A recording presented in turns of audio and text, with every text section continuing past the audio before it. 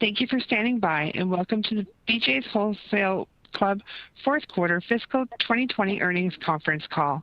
At this time, all participants are in a listen-only mode. After the speaker's presentation, there will be a question-and-answer session. To ask a question during the session, you will need to press star one on your telephone keypad. If you require any further assistance, please press star zero. Thank you. I would now like to hand the conference over to your speakers today, Faten Freiha, Vice President, Investor Relations. Please go ahead. Good morning, everyone. Thank you for joining BJ's Wholesale Club's fourth quarter fiscal 2020 earnings conference call. Lee Delaney, President CEO, Bob Eddy, Chief Financial and Administrative Officer, and Bill Werner, Senior Vice President, Strategic Planning and Investor Relations, are on the call.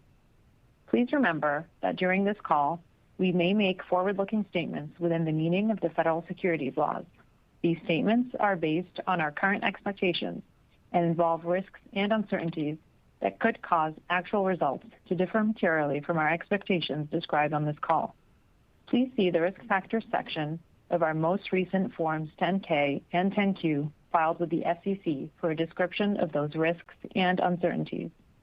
Finally, note that on today's call, we will refer to certain non-GAAP financial measures that we believe will provide useful information for investors. The presentation of this information is not intended to be considered in isolation or as a substitute for the financial information presented in accordance with GAAP. Please refer to today's press release posted on the Investors section of our website for a reconciliation of these non-GAAP financial measures to the most comparable measures prepared in accordance with GAAP. With that, I'll turn the call over to Lee. Good morning, and thank you for joining us. I hope you're healthy and safe. 2020 has been a remarkable and challenging year. I am humbled by our role helping our communities through this pandemic and immensely proud of our team members' dedication to serving our members during these unprecedented times. Our highest priority continues to be the safety and well-being of our team members, our members, and the communities we serve. We have implemented extensive protocols to maintain a safe and healthy environment. We continue to support our team members with investments in bonuses, enhanced benefits, and safety measures. And in 2020, we invested over $150 million in these practices. Our performance this year would not be possible without the hard work and dedication of our team. The unique circumstances brought on by the pandemic challenged us in almost every dimension. Our team remained intently focused on meeting short-term challenges and positioning the company for long-term growth, enabling us to deliver extraordinary financial performance and accelerate our long-term strategic transformation. Let me touch on both. From a financial perspective, we delivered industry-leading results this past year, including comp sales growth of 21%, adjusted EBITDA of $857 million, reflecting 47% year-over-year growth, adjusted EPS of $3.09, or 112% growth, free cash flow of $676 million, or 276% growth, and a leverage ratio of 1.2 times compared to 2.8 times a year ago. In addition to the great performance, we made transformational progress on each of our long-term strategic pillars, namely growing and retaining our membership, delivering value with merchandising and marketing, improving convenience with digital, and strategically expanding our footprint. Let me say a bit more about each. From a membership standpoint, we are seeing great results across all key metrics. Our membership base has strengthened in size and quality. This year, we attracted new members at record levels, including in the fourth quarter, where we added approximately 80,000 net members relative to the third quarter. Our retention rate for tenured members improved to an all-time high of 88%, and we made even greater gains with our first-year renewal rate. Higher tier penetration is at 31%, reflecting a 300 basis point increase compared to the prior year. In total, our membership grew by 11.3% on a net basis relative to the prior year. Across member cohorts, we are seeing elevated shopping levels, including larger baskets and increased trips to our clubs. In addition, our new members skew younger and are more digitally engaged. Assortment optimization remains a key initiative to deliver value to our members. Our merchants met a changing demand profile by adding dozens of additional suppliers and new relevant categories, including personal protective equipment. We meaningfully adjusted planning to account for rapid shifts in consumer demand and leverage relationships with suppliers to receive priority for inventory allocations. These short-term actions, combined with market growth and the increased need to buy in bulk, led to outsized performance, where our food business grew at 2 times the rate of the market. We also made significant progress on longer-term simplification and expansion into new high-demand categories. We reset the food business with better-for-you and organic options. We expanded into new categories where we were historically underpenetrated, including fitness, sporting goods, household goods such as outdoor heaters and fire tables, and select consumer electronics. Own brands continued to grow with penetration increasing to 21%, driven by success in several new categories like basic tableware, dairy, spreads, and home storage. We expanded our services offering significantly to further elevate the value of BJ's memberships. Specifically, we upgraded our offerings in optical, home improvement, major appliances, and financial services. For example, we just announced our consumer point-of-sale financing partnership with Citizens Bank. Through this partnership, our members will be able to pay for large purchases in-club or online through simple, transparent, and affordable installment loans by Q2 of 2021. We are thrilled to offer this flexibility and provide our members even more payment options to conveniently shop at BJ's. We continue to believe services will be a significant growth driver for many years to come. Our digitally enabled sales grew by 168% this quarter, surpassing our high expectations. The centerpiece of our digital strategy is our recently upgraded app, which continues to resonate strongly with our members. Our app delivers real utility, including personalized promotions, improved shopping experiences, and an efficient gateway to our fulfillment options. Total app downloads exceeded 5 million, compared to a little over 2 million last year, with roughly 30% of our membership regularly using the app compared to 12% last year. Our app receives a higher rating than many of our peers, and we have a robust roadmap to further enhance it with new features that deliver convenience. On a scale-adjusted basis, our digital app engagement appears ahead of many of our competitors as we're making shopping meaningfully easier and faster. We continue to expand our digital fulfillment options. Following our Q2 launch of curbside pickup, we added the ability to fulfill fresh items through BOPIC and curbside late in Q3. More than 50% of our BOPIC orders for the fourth quarter were delivered curbside.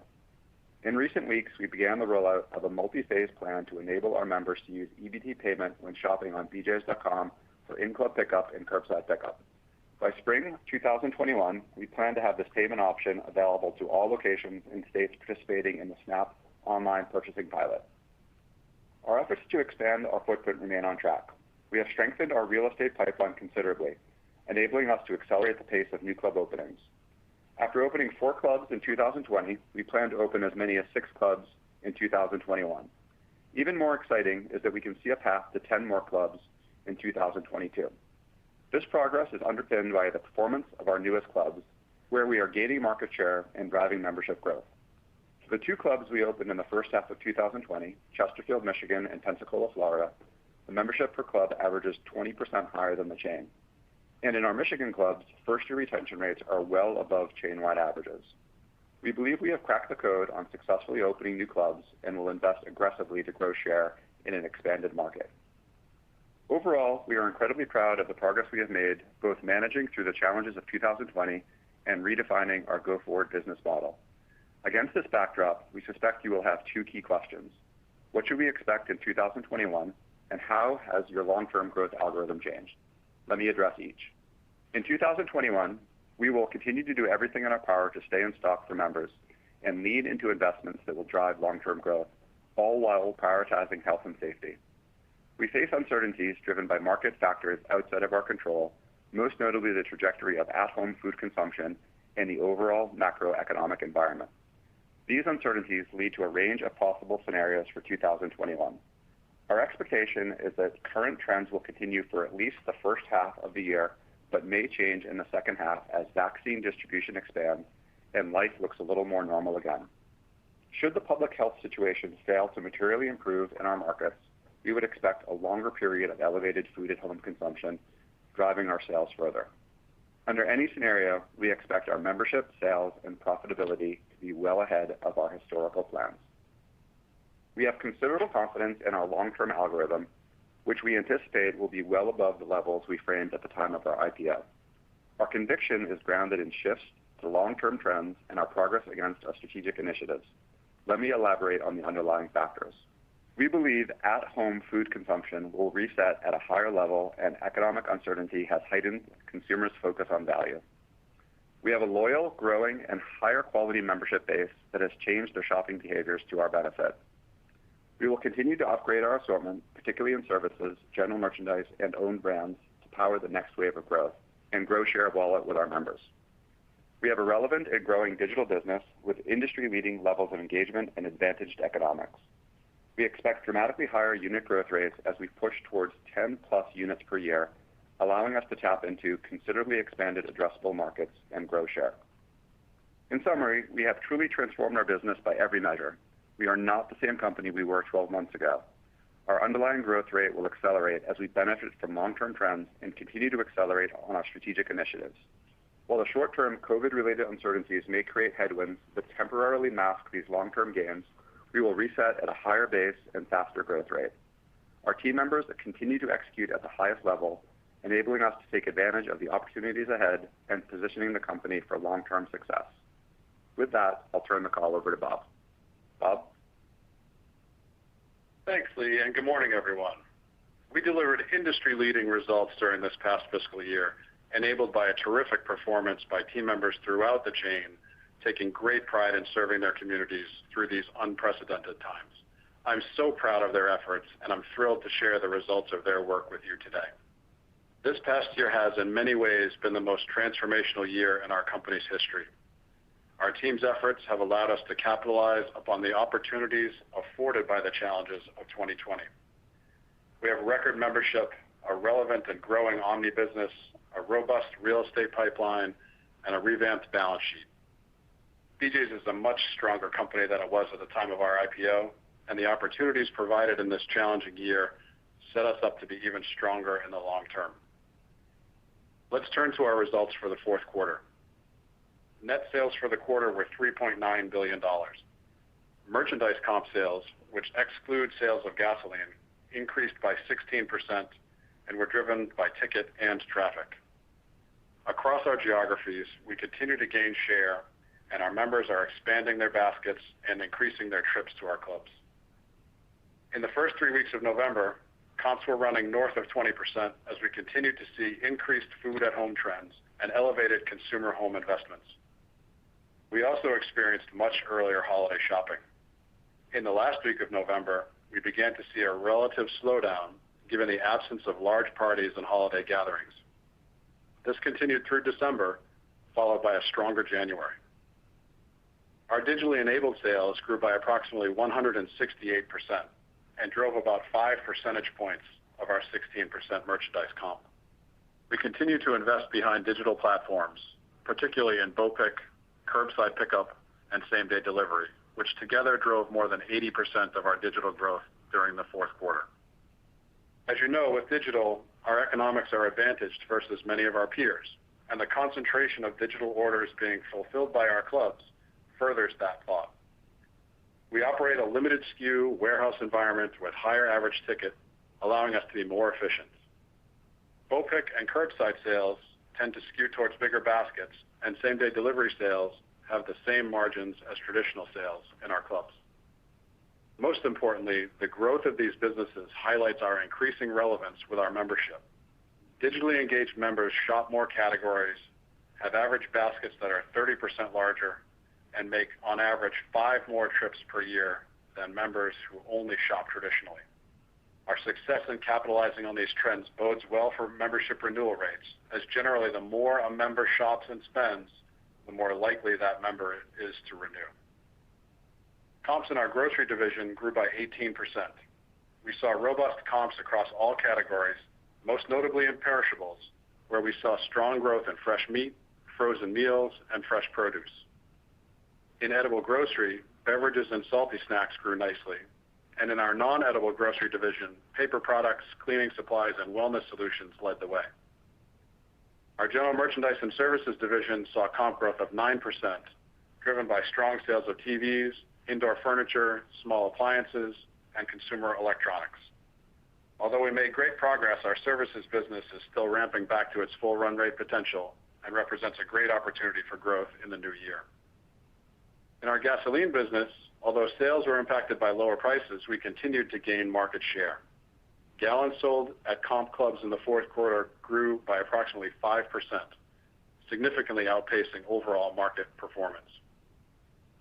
Over the course of the year and this past quarter, we delivered industry-leading results that demonstrate strong market share gains.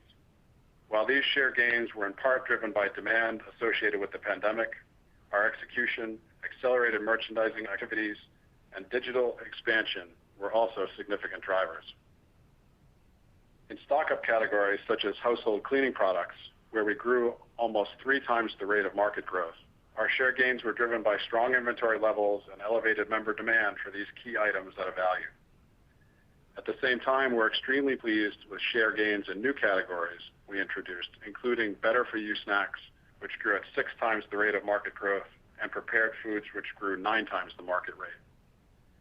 We continue to focus on improving our perishables assortment, enabling us to grow twice as fast as the market, with strong share gains in dairy, fresh produce, and frozen meals this past quarter.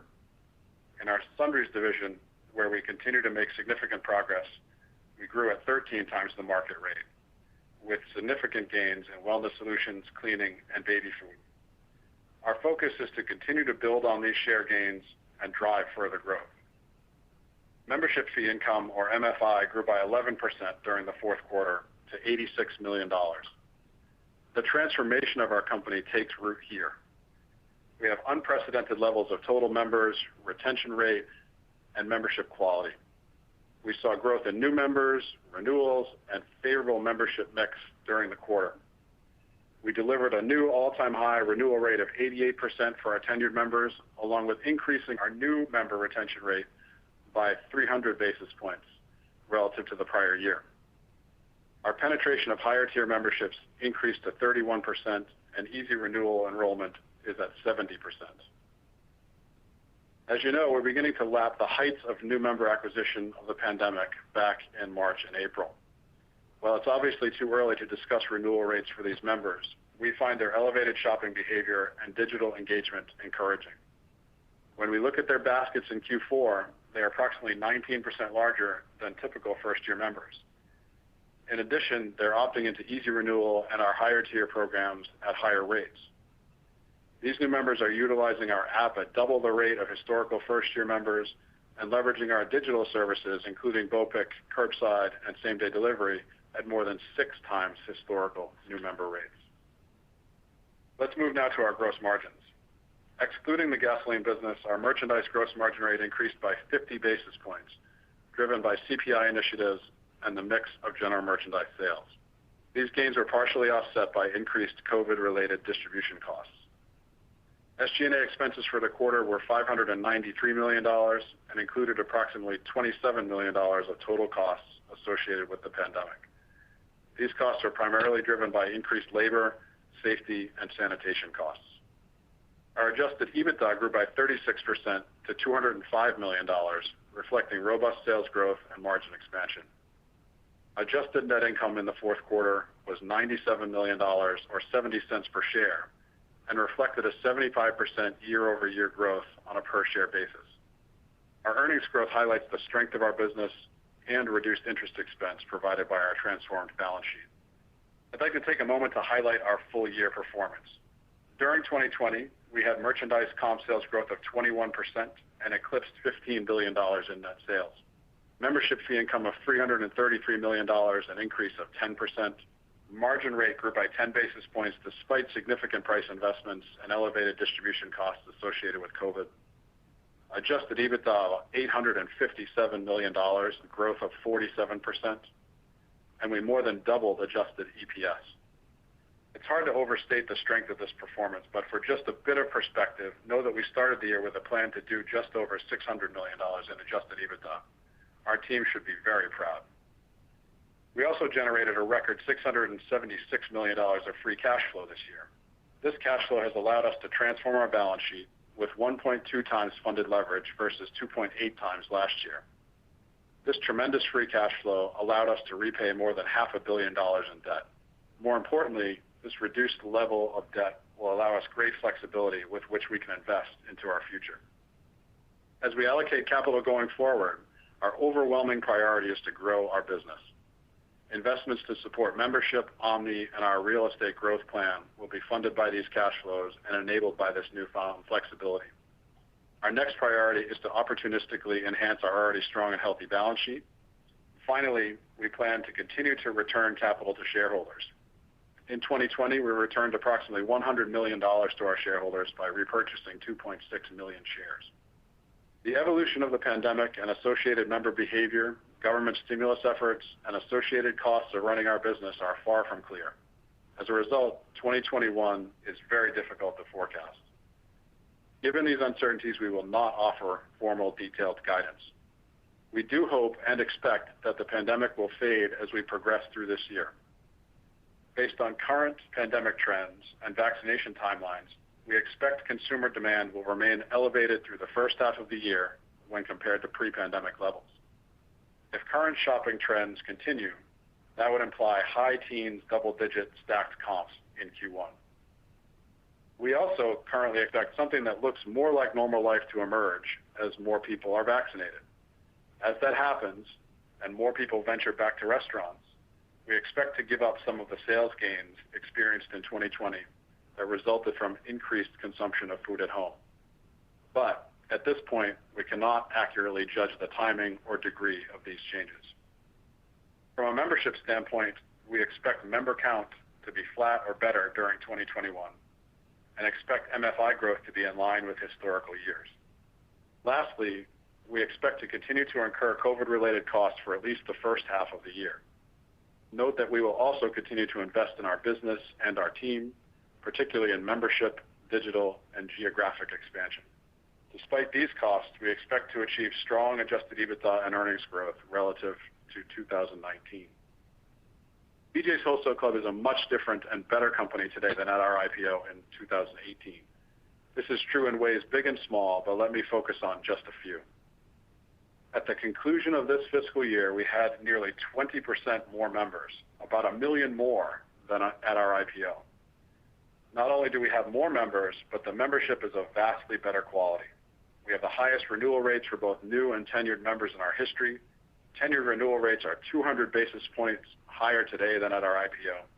Higher tier memberships are 600 basis points higher at 31%. Easy renewal penetration is 1,700 basis points higher at 70%. We've discontinued the practice of offering free trial memberships, pivoting towards acquiring paid members with better lifetime values and continually engaging those members through renewal. Most importantly, we are intent on investing heavily to retain the members gained in 2020. We have tremendous momentum here and are intent on keeping it going. We have a relevant and growing Omni business. At our IPO, our digitally enabled sales were approximately $140 million. Today's business is more than 5 times that big and growing. In 2018, we had launched BOPIC and same-day delivery, but the experience was not great, and we lacked key current capabilities such as curbside pickup and the ability to order fresh goods. In the fourth quarter, approximately 50% of our BOPIC orders were picked up curbside, and the usage of our app is twice as high as it was at our IPO. We continue to invest in these offerings as they are the future and enable members more convenient ways to access our tremendous value.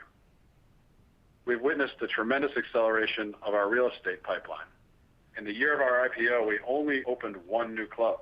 This past year, we opened 4 new clubs, all successful, and we will open 6 in 2021. 5 of the 6 will be in the back half. Moreover, we see a path to 10 clubs per year in 2022 and beyond. Finally, we have a transformed balance sheet. At year-end in 2018, we had more than 3 times funded debt to adjusted EBITDA. We find ourselves today at just above 1 times. This allows us tremendous flexibility to invest in our business and return capital to shareholders in ways we couldn't have considered just 2 short years ago. While the coming year's financial results may be noisy and hard to predict, we have great momentum and are pivoting from a deleveraged story to a story about growth. Our pre-COVID algorithm included very low single-digit top-line growth. While a return towards normal may temporarily cloud the picture, we expect membership trends and our progress on our real estate pipeline to power a revised algorithm that includes mid-single-digit top-line growth in the future. Those early signposts in membership and real estate should be easy to see, concrete, and powerful unlocks of future growth. In conclusion, we have a team doing the best work I've seen in my long tenure with the company. I'd like to once again thank them all, and I can't wait to report their future results. And now I'll turn the call back over to the operator to begin the Q&A session. As a reminder, to ask a question, you will need to press star 1 on your telephone keypad. To withdraw your question, press the pound or hash key. Your first question comes from Peter Benedict from Baird. Your line is open. Oh, hey guys, thank you for taking the question. I guess first, just and appreciate kind of the color given all the uncertainty, but maybe speak a little bit more about kind of the thought process, the high teens stacks for this kind of I guess first quarter, first half of the year. Just how you're seeing the initial cycling of. I assume that's just extending what you're seeing right now, but just maybe any more color you can add on that. And then my second question just is really more around how you think about the average spend per member here. I mean, you gave a lot of detail there, which was helpful, but I guess as we think about versus 2019 levels, do you assume that safe to assume that the members should be spending more than what they spent kind of in 2019? Is that kind of the trend that you're seeing? Thanks. Sure. Do you want to take that one, Bob? Sure. Hey Peter, good morning. Thanks for the question. So listen, we are really pleased with the way that the fourth quarter turned out, and as you said in the prepared remarks, it's incredibly hard to forecast what the next year is going to look like. We simply tried to take what we saw in the fourth quarter and sort of tell you what we would see versus last Q1 if those fourth quarter trends persist, right? So just very, very simply, we did a 27 comp last first quarter and a 16 comp in Q4, and so you can do the math from there. None of us is very certain on how this will roll out. We're very encouraged by what we're seeing under the covers, and you bring up a good point with average spend. The early read I think is good, but I do think we'll see some pressure on the comps as we cycle the amazing results of Q1 and Q2. And beyond that, it just gets really tough to understand what will happen, which is why we didn't issue any guidance for the full year. But I think it's the right way to think about it on a stack basis. I think we built our plan off of 2019 levels and tried to moderate that based on what we're seeing throughout 2020. Under the covers, we see a lot of encouraging things, particularly in membership levels and the quality of the memberships. We tried to reflect that in the prepared remarks, but sort of all-time high number of members, all-time high renewal rates, increasing renewal rates in both tenured and new members. The quality of the membership is amazing. Higher tier members continue to rise, 31% up 300 basis points.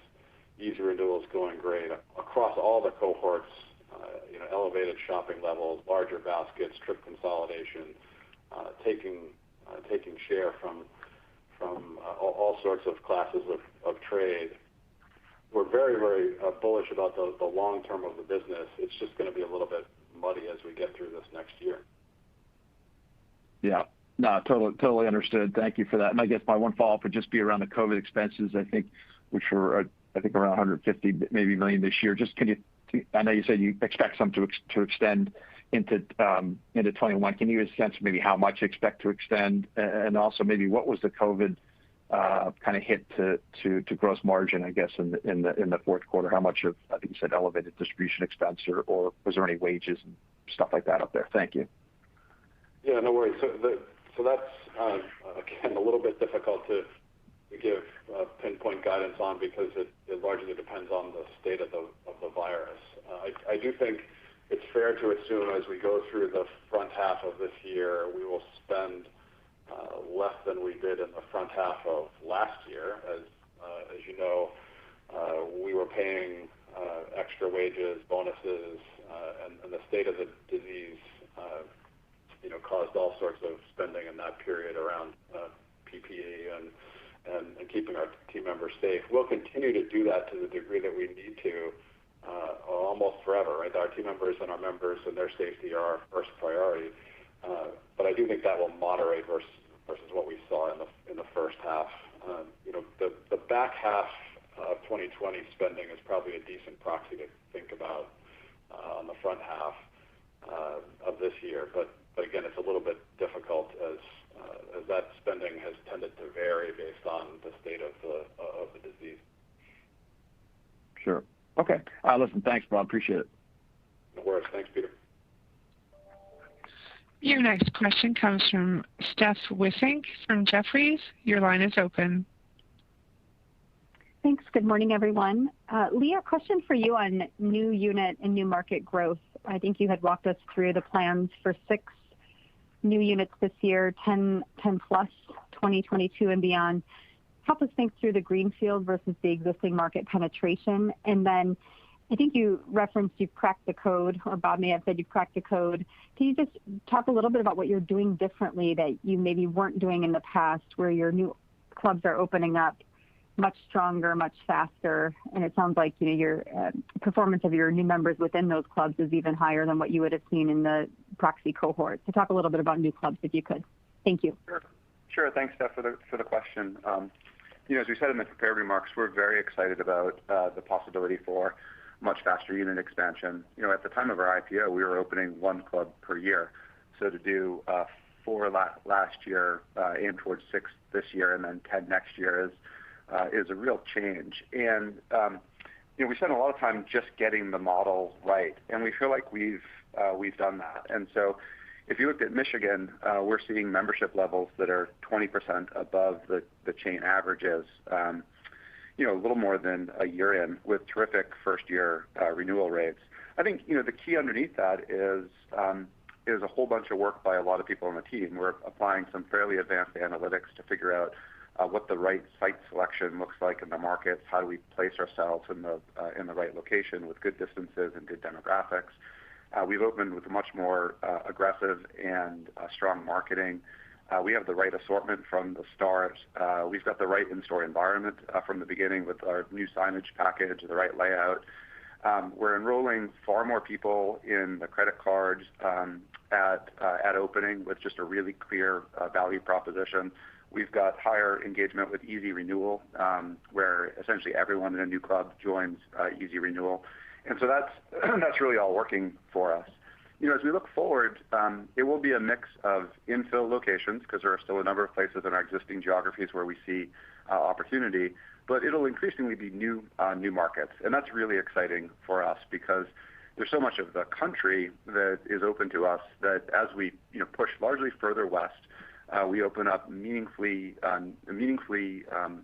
big opportunities to gain share. And we're setting our sights on 6 this year and 10 next year.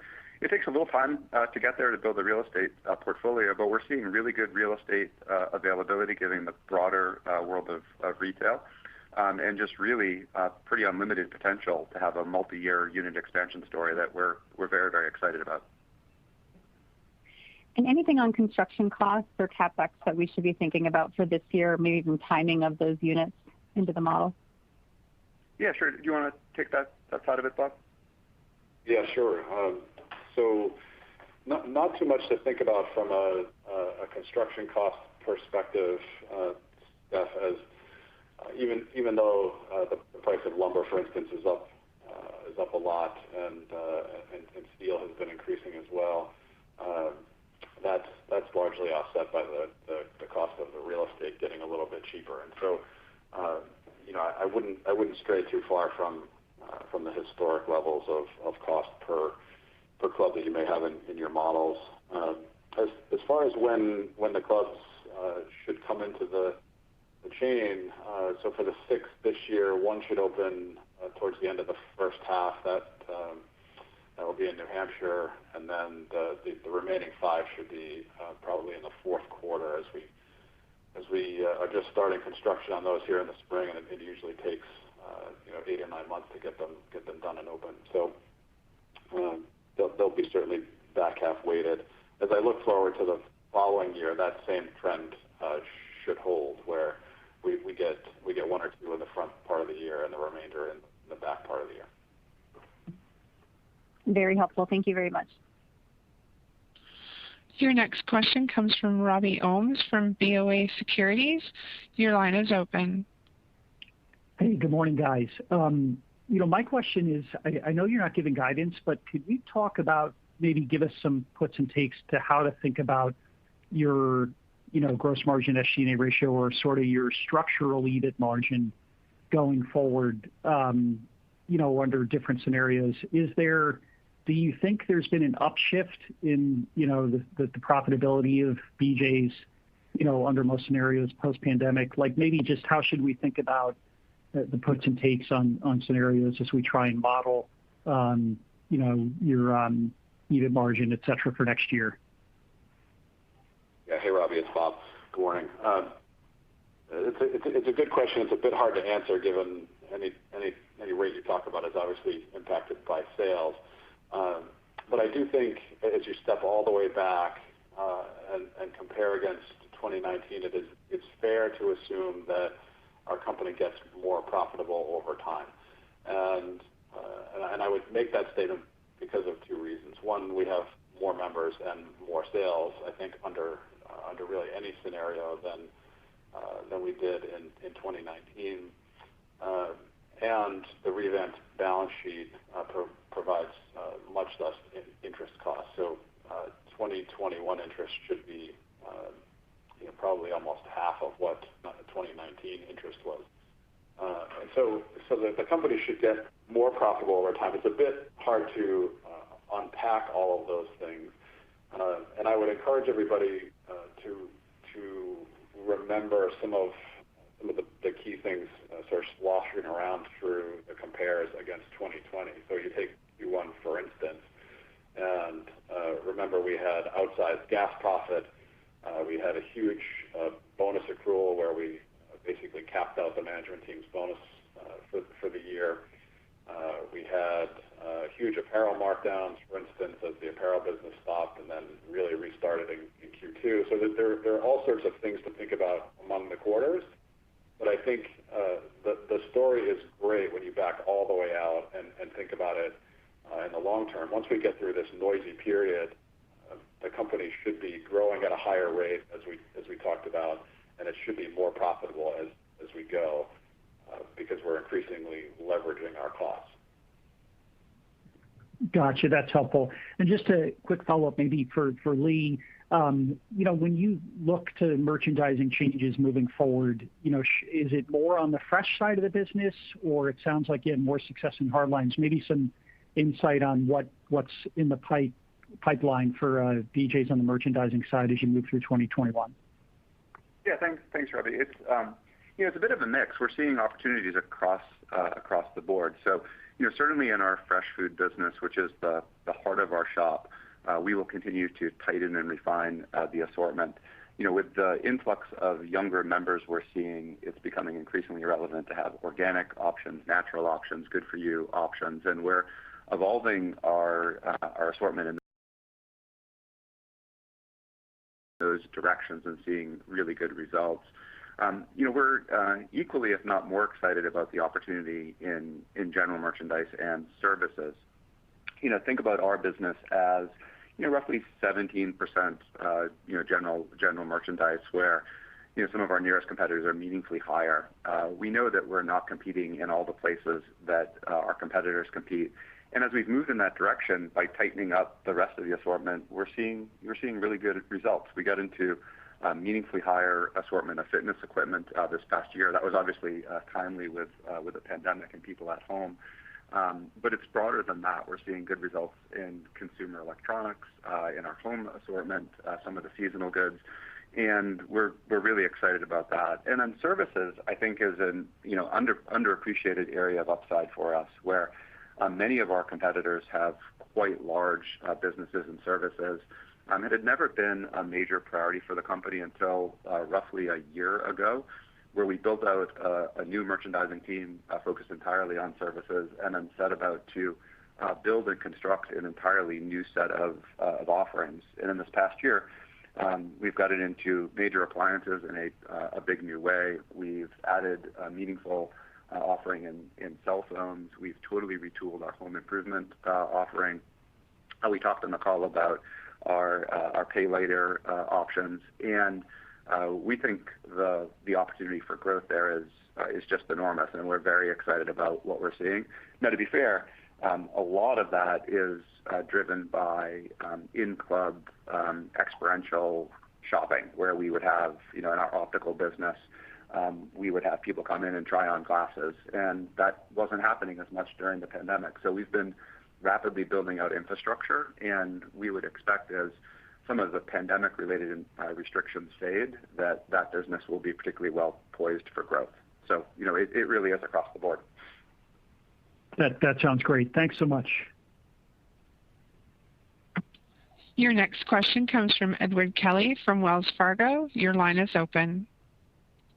Hi, guys. Good morning. Thanks for all the color today. I wanted to first ask you about membership and retention. Obviously, some big renewals coming up.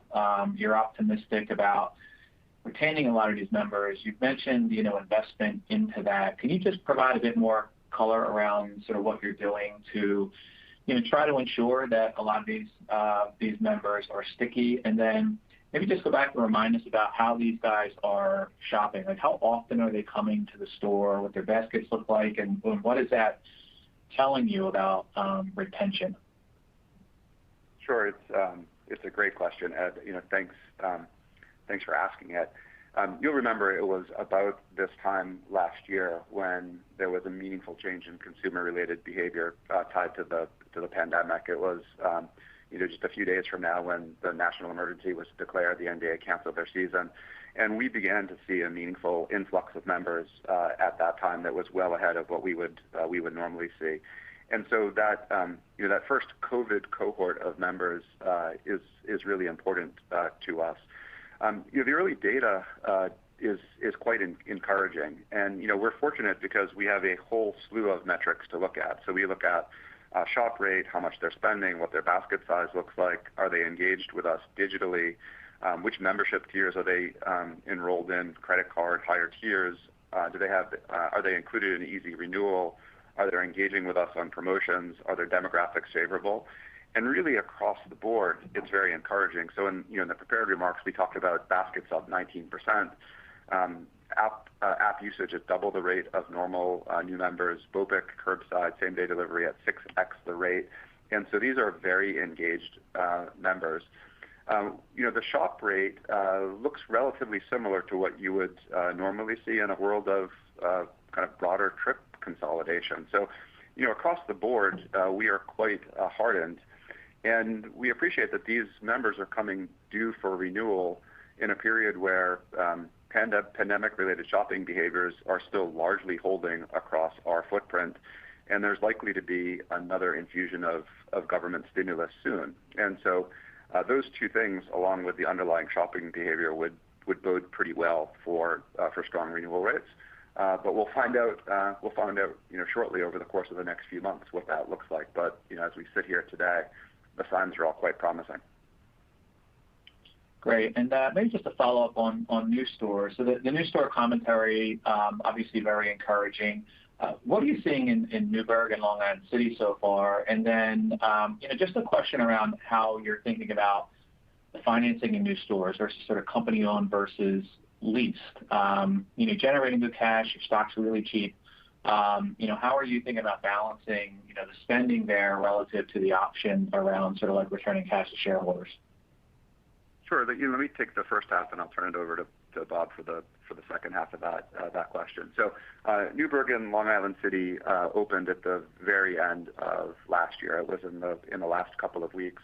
The early performance of those clubs is quite encouraging. We're seeing really good shopping results, good membership results, and we're excited about the potential for both of those.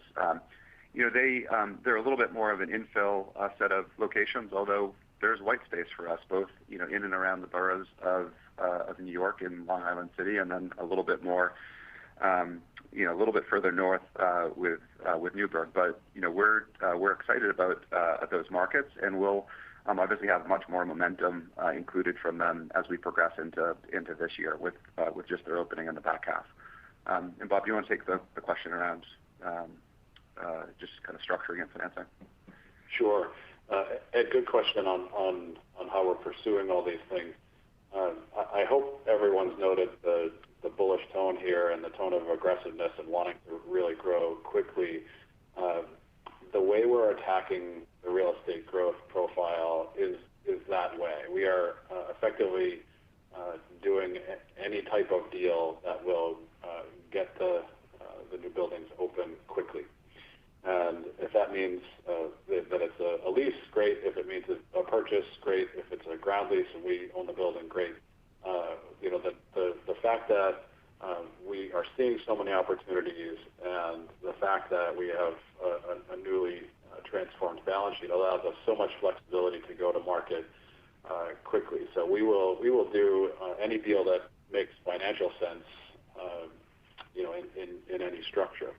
I think that means realistically that we end up buying more buildings, buying more land, and building buildings than we have in the past. And so there will be a fairly meaningful pick up in CapEx this year as we currently as we buy more buildings as we go. But we've got the cash flow and the balance sheet to do that.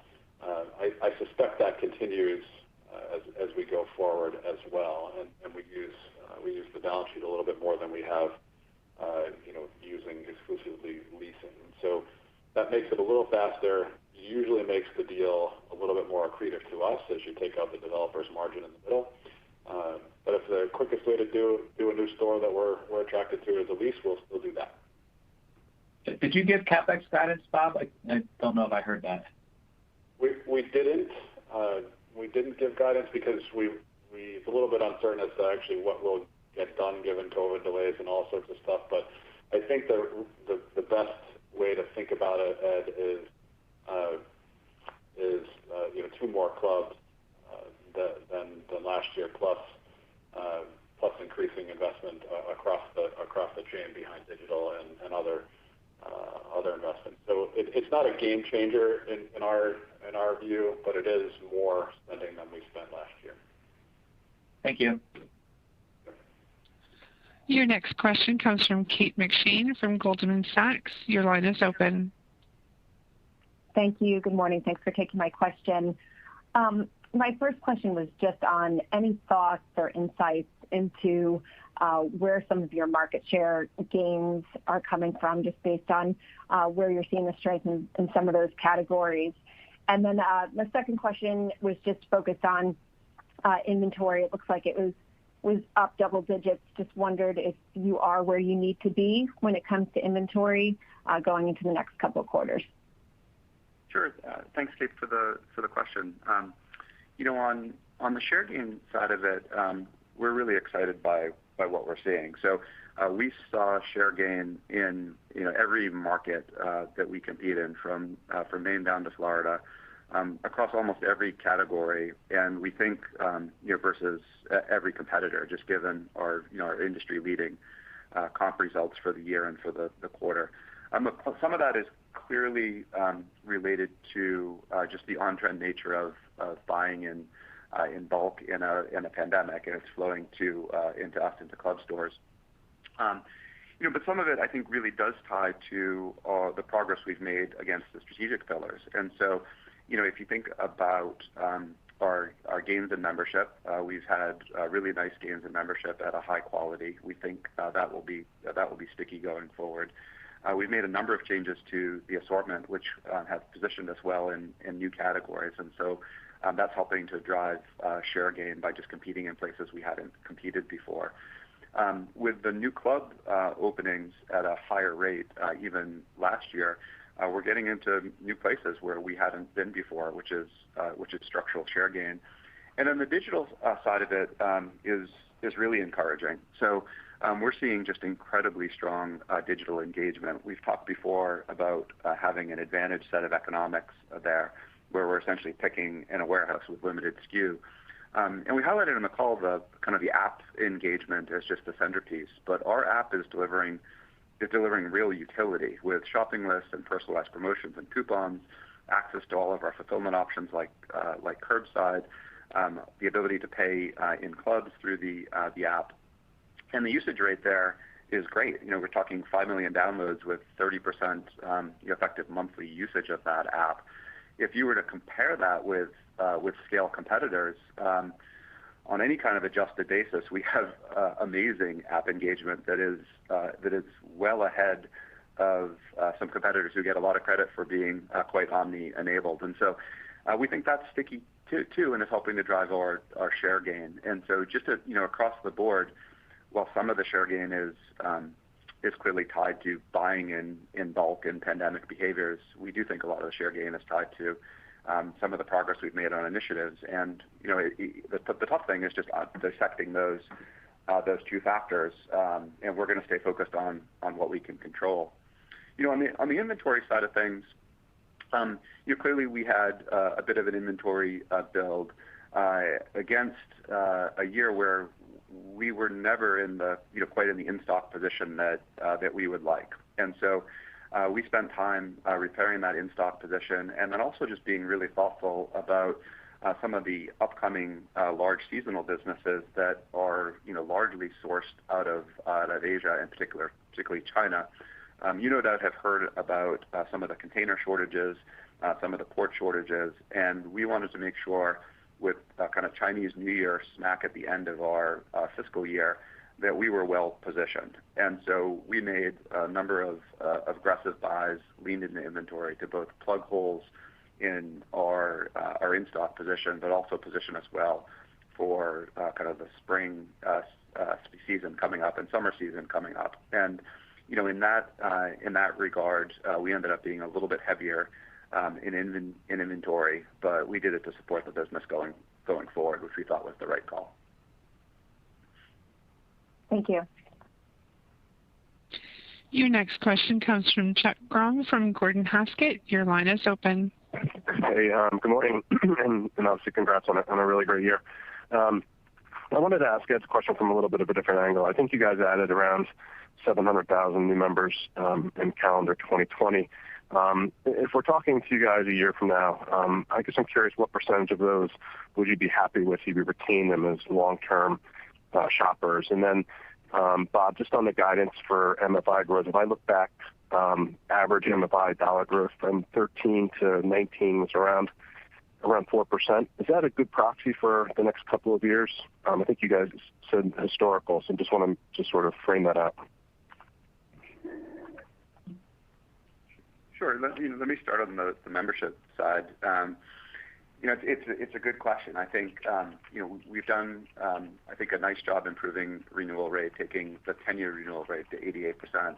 I think really important as you think about that metric, remember the definition is such that it really reflects progress through the middle of last year. So we're looking at renewals through the midpoint of the year with a 6-month lag thereafter.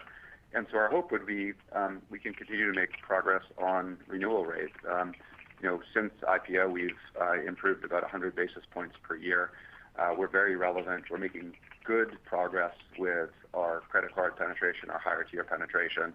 And my hope would be with continued increased relevance, with all the progress we're making on the strategic priorities, that we will be able to continue to make gains there. But this year will be a pretty important one for us to demonstrate that trend. And so we did stop short of issuing guidance because it's very hard to say what exactly that will look like, but we're very focused on maintaining that. And Bob, you want to kind of weigh in and take the second part?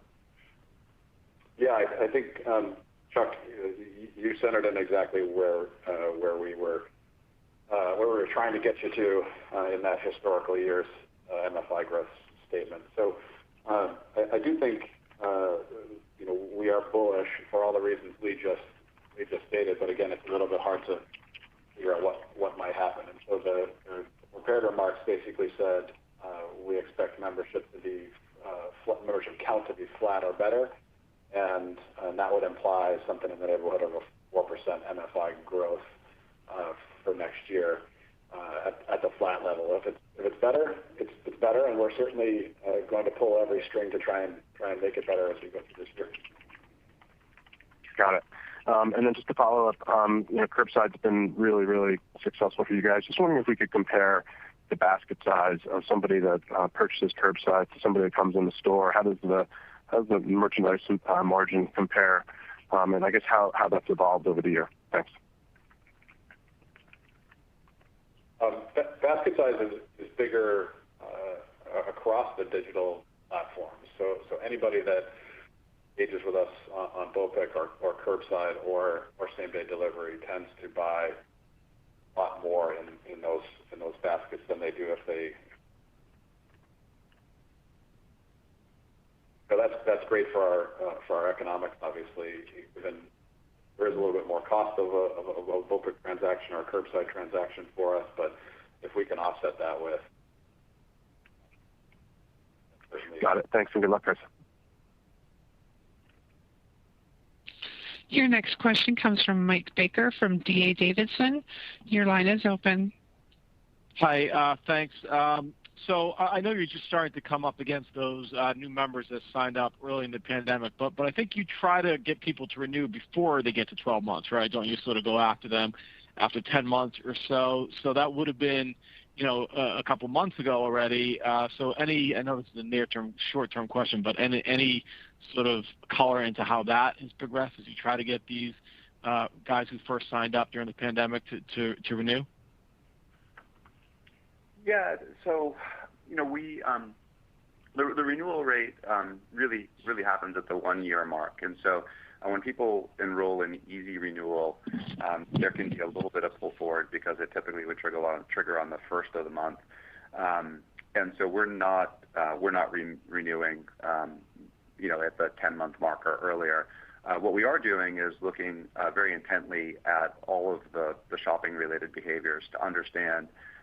Are people visiting the clubs? Are they using our digital services? Are they expanding their shop to include a broad variety of categories? And we're giving them, as appropriate, targeted incentives to try to foster the behavior that will lead to renewal rates. And so there's a large focus on making sure that people are engaged, they're shopping. That starts earlier than the 10-month mark. We're kind of constantly monitoring that through the life cycle of a member, but the real renewal rate is at the 12-month mark, shortly earlier. So we're just entering that window now, and so we don't have a lot of kind of quantifiable results other than the early indicators, which, as we said, across the board are quite promising. Okay, that makes sense. And I really hate to ask another really short-term question, but you did talk about it a year ago, so I guess I'll ask it. In your first quarter call last year, you said the fourth week of February was up in the low teen level, and then I think you started to accelerate through the first week of March. So, as we're cycling up against that, can you talk about are we sort of on pace with that high teen stacked comment, at the end of February and early March, or is that, more what you think might happen as we progress through March? Hey, Mike, I realizing you had to ask that question. That's why we gave Q1 guidance and not any texture in February. We're trying to, cover the whole quarter with that texture that we gave. Rather than any 1 week within the quarter. There's just too many things sort of sloshing back and forth within the quarter to really make 1 week a reasonably predictive metric. And so, we think the high teens stack is the right way to think about it, and we'll see what happens as we get through the quarter. Okay, well, fair enough. So since you didn't really answer that, I'll slide one more in. If your high teens stack, that means down 7-8% or 9% even in the first quarter. What happens to your cost structure in the first quarter? Do you lower SG&A? Do you lower hours? Do you somehow adjust to a negative comp? Listen, we certainly try and target our cost structure to the rest of our business, and you have all the extraneous things that we're lapping as well that you need to consider. So, simply put, if we've got less shopping, we would have slightly less labor, and more shopping, we'd have slightly more labor. But this is a fairly fixed cost heavy business. So I guess what I would say is it's a bit tough to give you an answer to that question as well.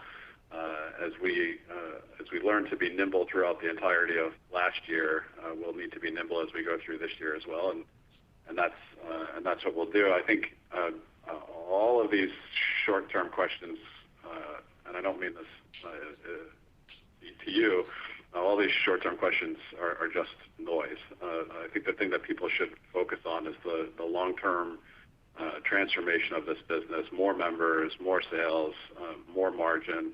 It should be structurally more profitable versus 2019 as we go forward, and we'll invest behind all of those notions. Right?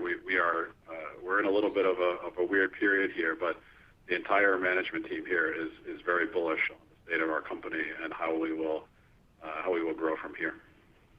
Yeah, I think that makes perfect sense, and it's pretty clear that the long term, I think, should be better, which is why I focus on the short term. But thanks for the color. Appreciate it. And your final question comes from Chuck Cerankosky from Northcoast Research. Morning, everyone. Good morning, everyone. Congratulations on the year. I want to get into a little bit the faster club growth. What new markets can you talk about at this point, and how have you restaffed or increased the staff of your real estate department? So we've certainly added some capacity across the organization, Chuck, to deal with it. Going from 4 clubs to 6 clubs is not a Herculean lift. Going to 10 clubs is a little bit more. And so as we continue to make progress against this incredibly important strategic goal, we'll certainly invest behind that, as we have invested behind digital and membership and all the other things that are key to our success. There's not much to worry about from a structural cost increase behind the real estate. Could you talk about any of the new markets you'll be entering? Specific cities, for instance? Sure. So as Lee talked about in his remarks, there'll be new markets and existing markets as we go forward, and this year will be a mix of those. I mentioned New Hampshire as the first club, and then we should be getting into a new market this year in Pittsburgh. Undoubtedly, that's been in the press, so many of you have probably seen that. We're very excited to get into that market. It's been lacking from our Pennsylvania assortment for a long time, and as we go forward into the new year, there'll be more new markets, and it will be a generally westward march from there. And so we're very excited. We're seeing all sorts of good deals come across our transom, and our team's working hard to keep up with them all.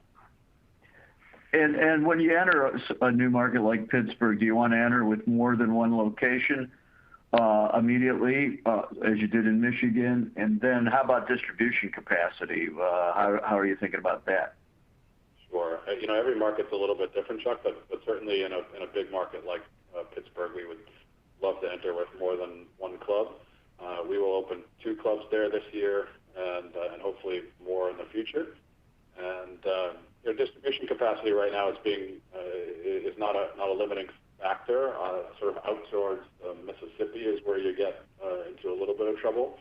And so as we move westward, we may have to consider how we do that. But right now we're comfortable servicing all of our new club needs out of our existing distribution format. Thank you, and good luck for fiscal 21. Thanks, Chuck. Thanks, Chuck. There are no further questions at this time. I'll turn the call back over to the presenters. Great. Well, thank you everyone for your time today and your interest in the company. I hope going forward you all remain healthy and safe during these continued trying times. My hope today is even though this year is a bit tricky to predict as we lap the incredibly strong performance of last year, and some of the COVID-related shopping behaviors may change. I do hope that you came away with a sense for how bullish we are on the long-term prospects for the business as you think about all the things we're doing to drive a different long-term algorithm between membership, the digital assortment that we're offering, the product assortment, and then the new club growth. We're all very excited about our prospects for the years to come and look forward to hopefully seeing you all in person in the not too distant future. Take care, everyone. Thanks. Ladies and gentlemen, this concludes today's conference call. Thank you for participating. You may now disconnect.